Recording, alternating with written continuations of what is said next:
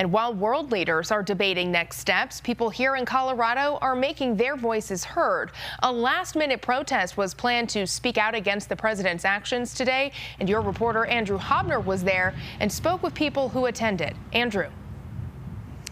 It was a pretty substantial group, Kelly, that arrived on the steps of the Capitol on Sunday afternoon in spite of having less than 24 hours notice to gather and organize a protest. But their message was clear, even if there were small disagreements over certain aspects of policy.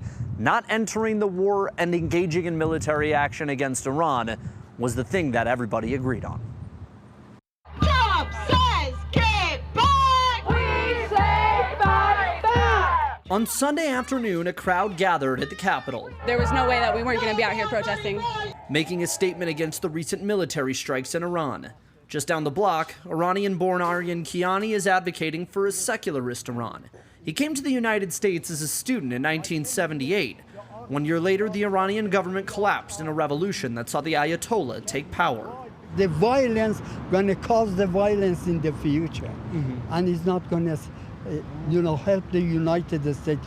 But whatever differences he may have with those protesting down the street, they have one thing in common. Take a stand! No war with Iran! Do not involve the Islamic regime as an Iranian. They are not. The Party for Socialism and Liberation planned the peaceful protests with less than 24 hours. Trump says get back! We say fight back! As they stand against what they say is a situation not dissimilar from an American war in the Middle East from not too long ago. We've lived through this already, right? Back when George W. Bush said that Iraq had so-called weapons of mass destruction, right? And used that as a pretext to send us to war with Iraq. With concerns over continued U.S. military involvement in Israel's war on the Islamic Republic, Aryan hopes that it leads to an organic uprising in Iran, similar to the Women Life Freedom movement in 2022. Let the people do those jobs. You don't need to send the military or something like that. Now, the groups have said that there are additional protests that they will plan in the future as continued military strikes on Iran remain on the table for this administration.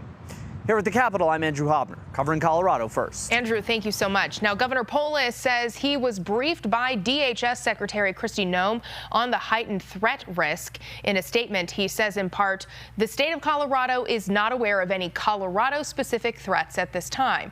I have directed our state to coordinate closely with local and federal partners to protect our state. Meanwhile, Republicans